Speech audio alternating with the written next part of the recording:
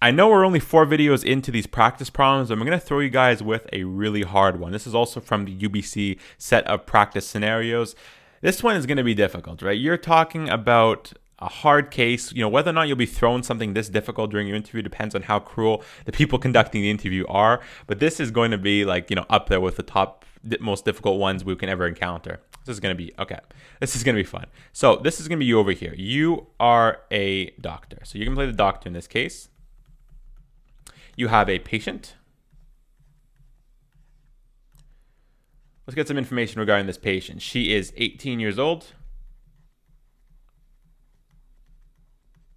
And she is pregnant. Okay, simple enough. She wants to keep the baby. Now we have her parents over here. And they want her to have an abortion. So these are the parents.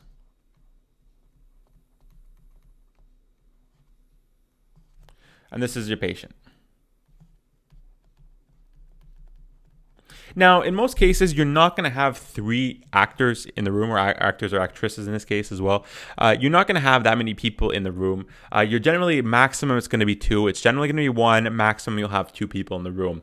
So, how they would present this case, either you would be discussing it with an interviewer, so you wouldn't actually be acting the scenario out, for instance. You would simply be saying what you would do in the situation, which is the exact same way as you'd go about answering it, right? You would just, refer to what you would do rather than actually doing it. But you might have either just the patient or just the parents, or the patient and the parents, right? Those are what you would have if this circumstance ever arose in an interview.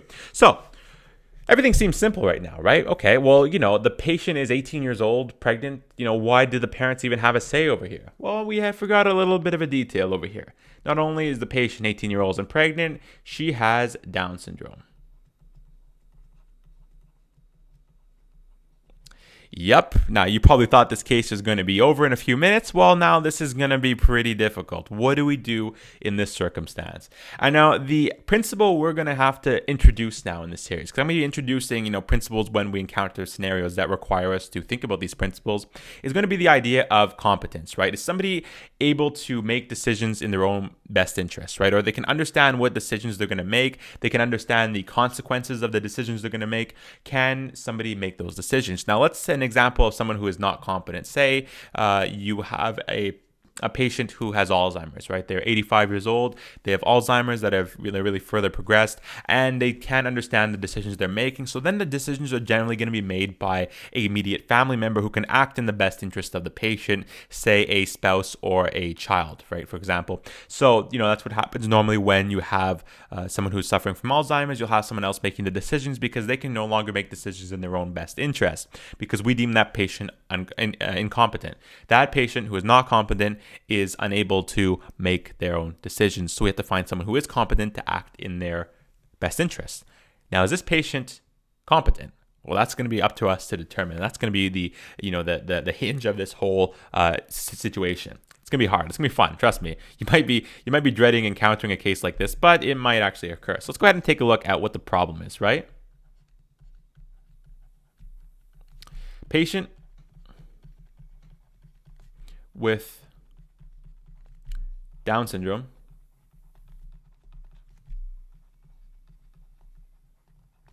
wants to keep baby.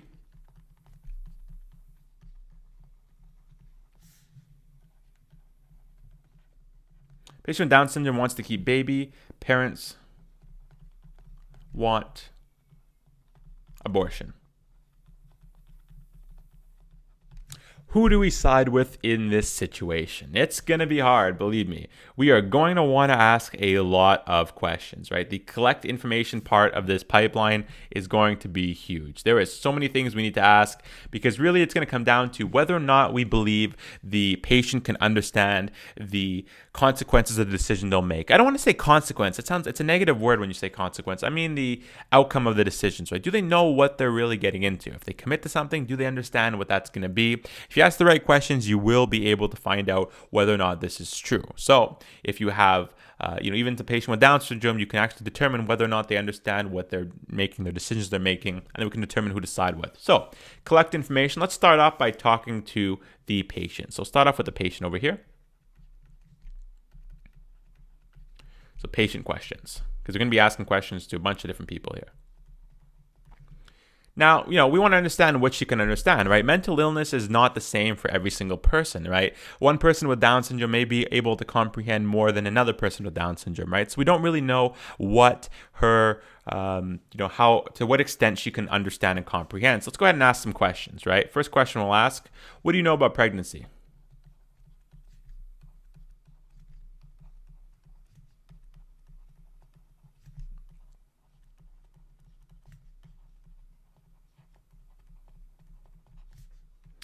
What do you know about pregnancy? What do you know about being a mother?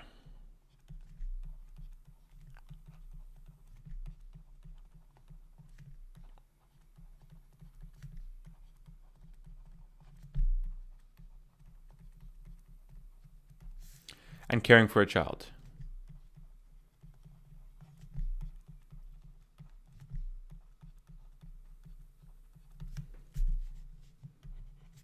Put a question mark there.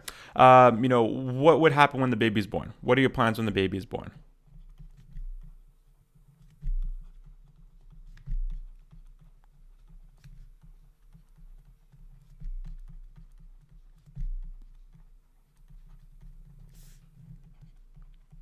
You want to see if she understands what's going on, right? The purpose of these questions that you ask the patient is, does she comprehend the situation and understand the decision of what's involved with keeping the baby, right? Does she understand the situation?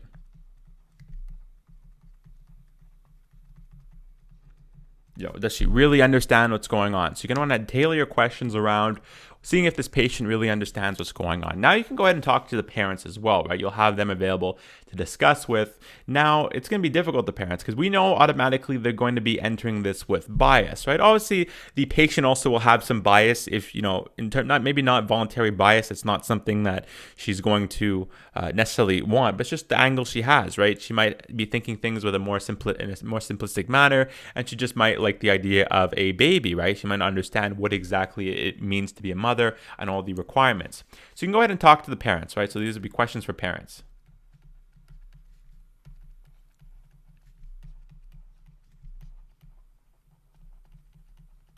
What are the questions for the parents, right? We'll start off with, let's go take a look where we had up here, right? We had all these questions here. Start off with, what can you tell me about your daughter?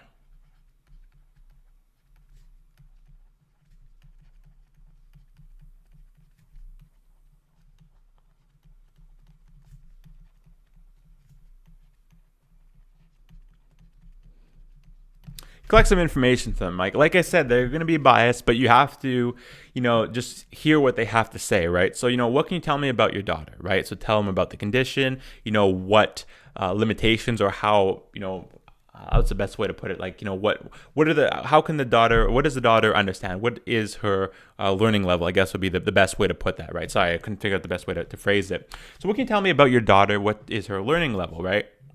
Now, this question right here might seem like a silly question, and you might get a snarky remark back from the actors or actresses in this case if you have this. But why don't you believe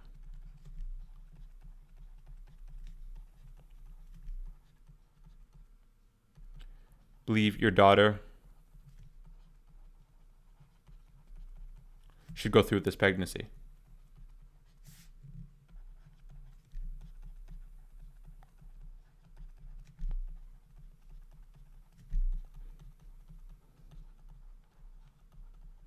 I personally think there's no stupid questions. They may give you a snarky remark back for something like this, and they may say, look, she has Down syndrome. They might say something like that. It might happen. Honestly, I'd rather ask this question than not ask the question. I want to just get as much information as possible because this is a really tough situation.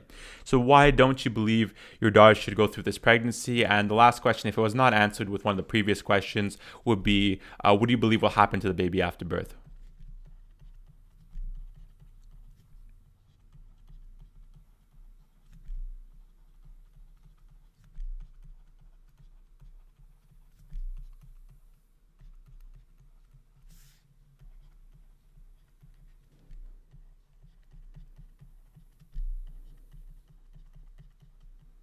after birth. The last thing, I mean, it will probably be covered in this first question. You can also say, do you think your daughter understands what's the magnitude of the decisions, right?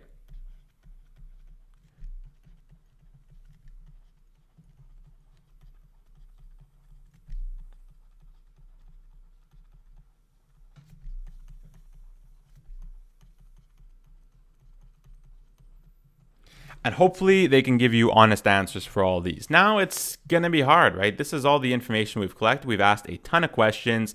Now it comes time to writing our solutions. And we can go with, if you're a bit stuck with which solutions you can, the pathways you can take to just to write about, just think of three, right? You're going to have your two extremes and you'll have one that's somewhere in the middle, right? So if you're a bit stuck, go with those. Let's go with those right now, right? We'll have option number one, side with the patient. Number two, side with the parents. These are our two extremes. One, just take the side of the patient and refuse, the abortion. Make it, don't allow them to have this decision over their 18-year-old daughter. Option number two is side with the parents, so allow them to go ahead and do this. Then, those are the two extremes. Now, what are something in the middle that we can find, right? Well, we know, up here I was discussing the idea of competence, right? If the patient is deemed competent, she can make this decision for herself, right? If this was a 18-year-old without Down syndrome, the parents would really have no say in this situation. Right? It would be up to the daughter entirely to determine what happens. Now, we don't know if the daughter understands what the limitations of pregnancy are. So you're going to have to determine the competence of the patient. So, these are the two blind options, just side with the patient or side with the parents. This is going to be the one where we're actually going to go ahead and break it down. So this is going to be determine the competence of the patient. I guess that's that's not the best way to write that. Let me go ahead and read this. Determine, let me block this out. It's not the way I want to write it. Yeah, there we go. Okay, so determine if the patient is competent is how I want to write it. Is competent. Does she understand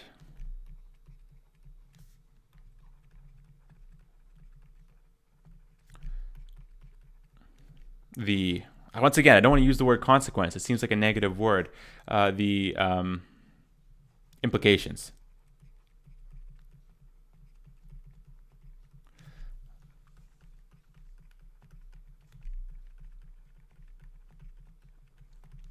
If she does, it is her decision to make. Choice to make. So that would be siding with the patient if you deem her competent. Now it's an interesting case, right? Because, automatically we wouldn't think that we would probably side with the parents, right? If we really had no, we didn't really look at this in this way. We would probably just go ahead and side with the parents, right? But in this case, they want to see that you are going to give some consideration to the patient, right? I mean, in most circumstances, I think we're going to find the patient will be, unable to understand the magnitude of their decisions, right? But you're going to have to give that patient the opportunity to see if they understand, right? So that's what you're really going to have to look for in this case. So let's go ahead and take a look at these three solutions we have here. We have side with the patient, right? Well, I think just blindly siding with the patient is not looking out for their best interest. So not in their best interest.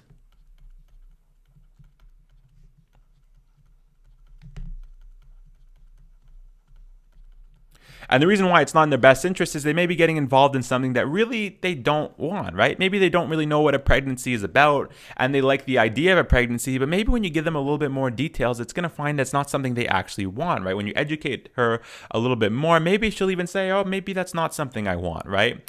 Going ahead and siding with the parents, although this patient has Down syndrome and may or may not be competent, you have to respect patient autonomy. So this is going to have no respect for patient autonomy.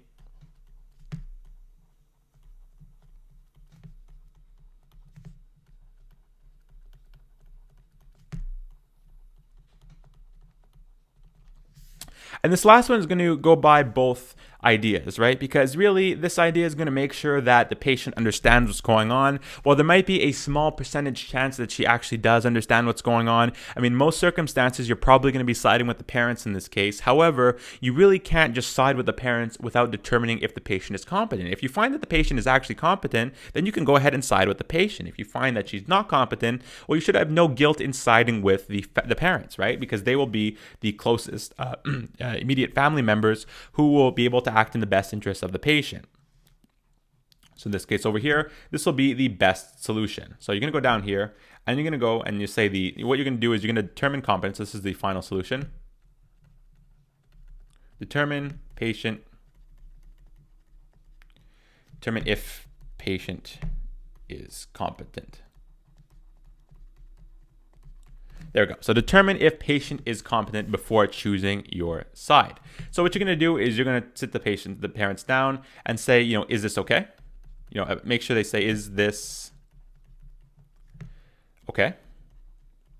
Make sure you like it. You're going to say, I'm going to go talk to your daughter. I'm going to go and see, that'll be our plan of action over here. I guess we can include that at the same time, plan of action. So we can say, I'm going to go speak to your daughter. I'm going to go see what she understands about pregnancy. I'm going to see what she understands about being a mother. I'll see if she understands the risks of what's going on, right? Does she even understand what, her own condition is? Does she understand what Down syndrome is? And does she understand that poses a higher risk and other risks to the child she might give birth to, right? The child may not be a healthy child. So does she understand what's going on? If she does understand, then I will have to side with her because that means she understands the consequences of the decision she's going to make. If she does not, then I will side with you because you are the immediate family and you'll be able to make a decision in her best interest. So that would be what I would do for the actual plan, which would be talk to patient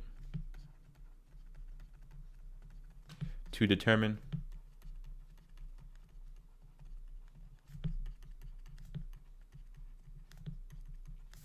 is competent.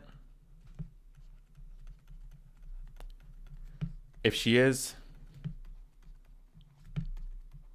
it's her decision to make.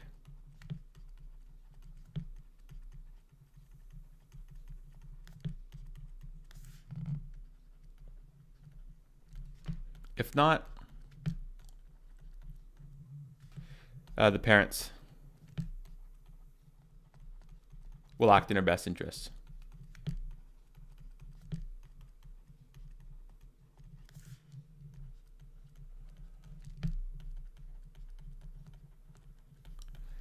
And that's how we go about solving this case. Believe me, this is a difficult case, right? This was not an easy one to look at. There was a lot involved. We went through a lot. We had a lot of questions to ask. And it was, look, we're going to have to look at these tough cases. So it's better we look at them now than later. That is how we deal with the issue of having a daughter with Down syndrome who is pregnant and the parents want one thing and the daughter wants something else. This is how we look at it. If you have any questions or want to discuss this case, leave a comment below and I'll respond to you as soon as possible. And I'll see you guys in the next video.